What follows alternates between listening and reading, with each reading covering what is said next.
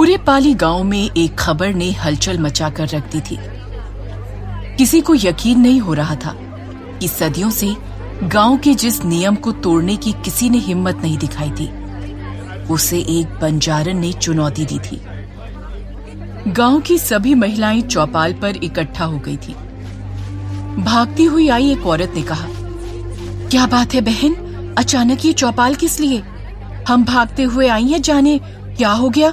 अरे वो गांव में जो बिन ब्याही बंजारन है ना, आज उसने 5वें बच्चे को जन्म दिया है। क्या? 5वां बच्चा, और वो भी बिना ब्याहे? बाप रे, बंजारन को डर नहीं लगता है क्या? डर लगता तो ये सब करती क्या? मुंह में घूंघट दबाए चलती तो बड़ा मटक मटक के है। ना जाने गांव के किस मर्द को अपने जाल में फंसा के ये सब कर रही है। पूरे गांव में बंजारन के 5वें बच्चे का शोर था। सब उस आदमी के बारे में जानने के लिए बेताब थे जिसके साथ बंजारन का संबंध होगा।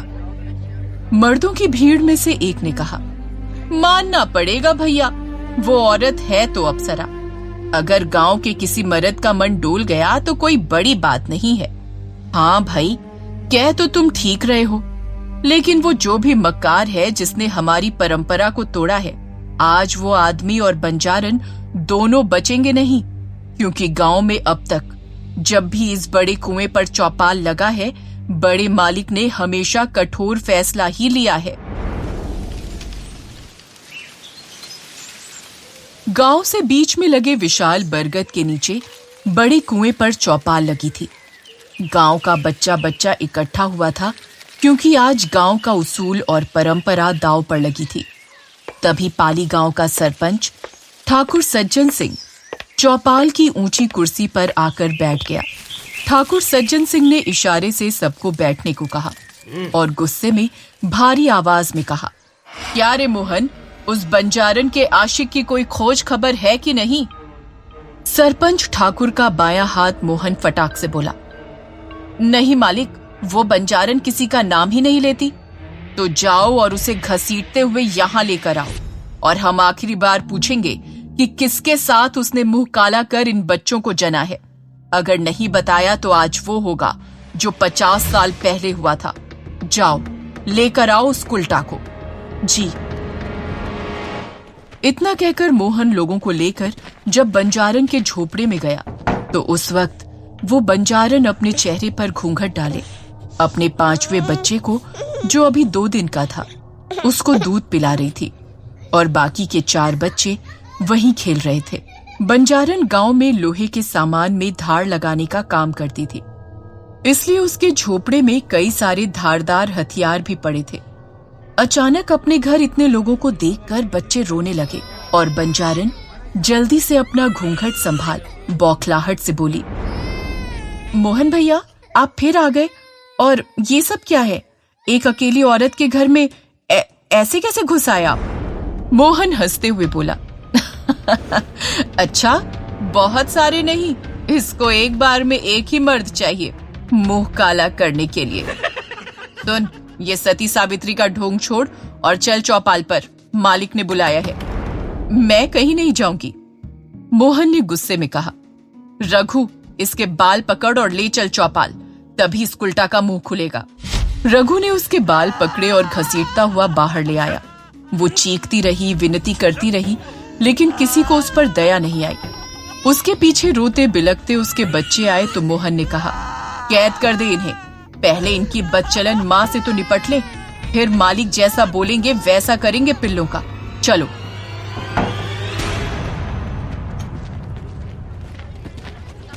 चौपाल पहुंचते ही रघु और मोहन ने बंजारन को ठाकुर के आगे पटक दिया। ठाकुर को बंजारन का आधा चेहरा ही दिख रहा था, और आधे चेहरे में हमेशा की तरह उसने घूंघट डाल रखा था। ठाकुर ने उसके माथे पर अपनी छड़ी टिकाते हुए कहा, तो तू नहीं बताएगी उस आदमी का नाम? देख, मैं आखिरी बार पूछ रहा हूं, हमारे एहसान का मान नहीं रखा तूने। हमने तुझ पर दया करके तुझे आसरा दिया, और तू हमारे गांव के मर्दों पर डोरी डाल रही है। बंजारन किसी तरह उठकर बैठती हुई बोली, मालिक, मैं आपके एहसान की कर्जदार हूं, इसीलिए आपसे झूठ नहीं बोल रही। मैंने किसी पर डोरे नहीं डाले। तू जानती है हमारी पाली परंपरा के बारे में।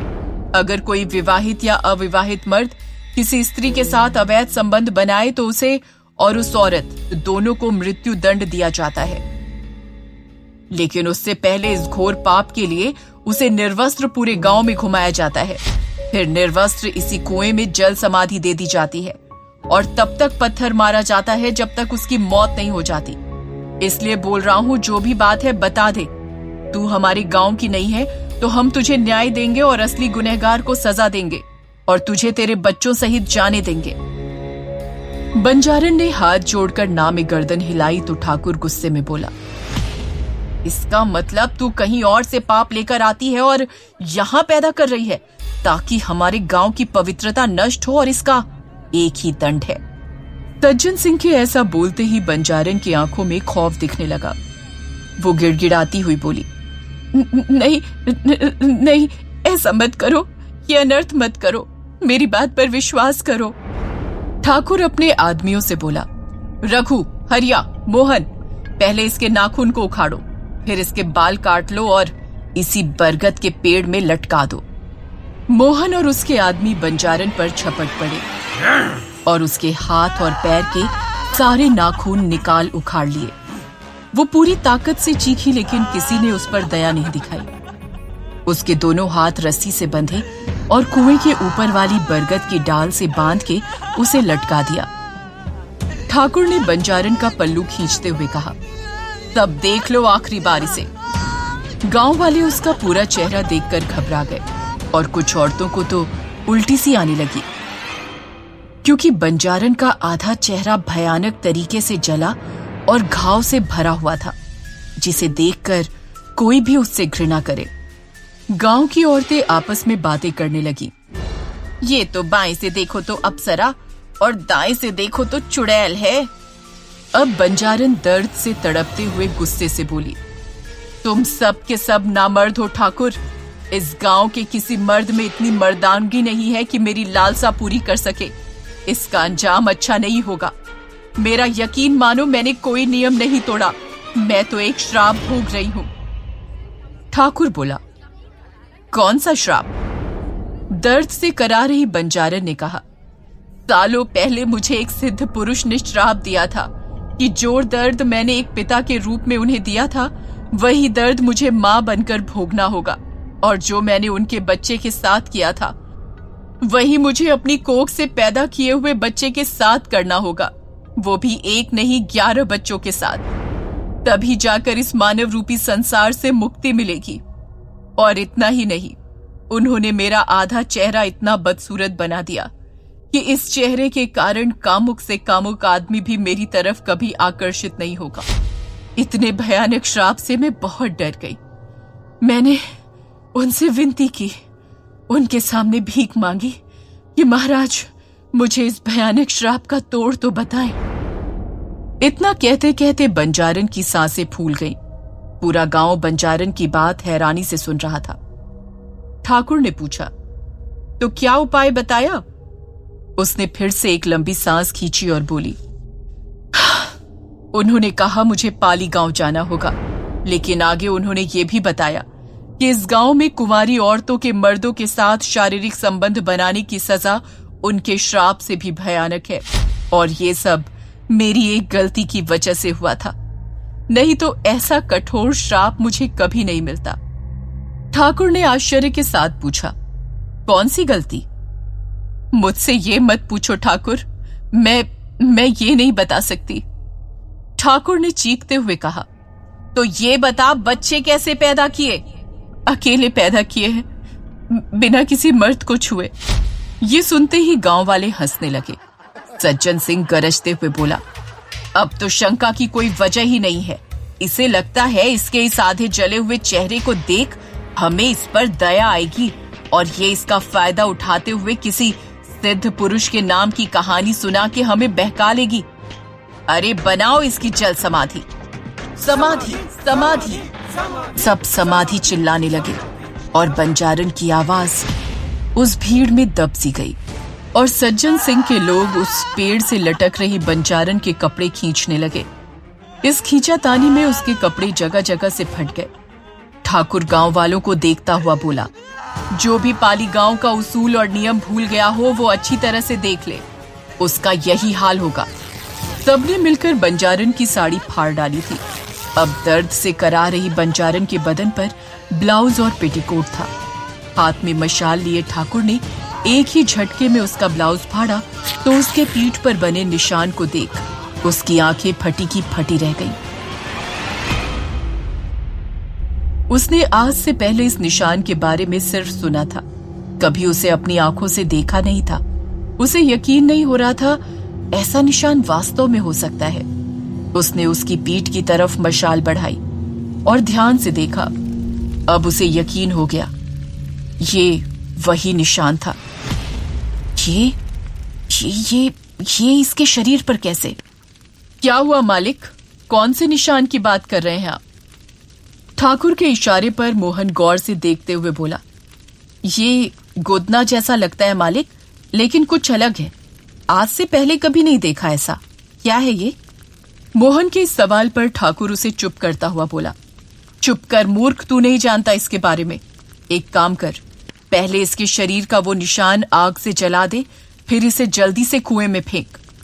मोहन ने तुरंत हाथ में पकड़ी मशाल बंजारन के पीठ में बने उस निशान पर लगा दी और दर्द के मारे बंजारन चीख पड़ी। उसकी चीख इतनी तेज थी कि किसी का भी दिल दहल जाए। बंजारन ललकारते हुए बोली, ठाकुर, तूने सोई हुई शेरनी को जगाया है। अब देखना तेरे इस पाली गांव में ये शेरनी कैसे नरसंहार करती है और ये गांव जन्मों जन्मों तक इसकी सजा भुगतेगा। पीठ का निशान जलाने के बाद मोहन ने रस्सी में भी आग लगा दी और एक भयानक चीख के साथ वो उस कुएं में गिर गई। लेकिन ये तो उसकी सजा की शुरुआत थी। गांव वालों ने उस कुएं में गिरी बंजारन को पत्थर मारना शुरू कर दिया और हर पत्थर लगने के साथ कर्कश चीख सुनाई दे रही थी। काफी देर बाद जब उसकी चीखें सुनाई देना बंद हो गई, तब सब समझ गए वो अब मर गई। ठाकुर और मोहन तुरंत भागते हुए बंजारन की झोपड़ी गए, उसके बच्चों के पास। जब वहां सब पहुंचे तो सब हैरान रह गए, क्योंकि सब के सब बच्चे गायब थे। 25 साल बाद पाली गांव में कुछ लोग उसी कुएं के पास खड़े थे, जिसमें एक नीली आंख वाला लड़का छलावा, जो इसी गांव का रहने वाला था।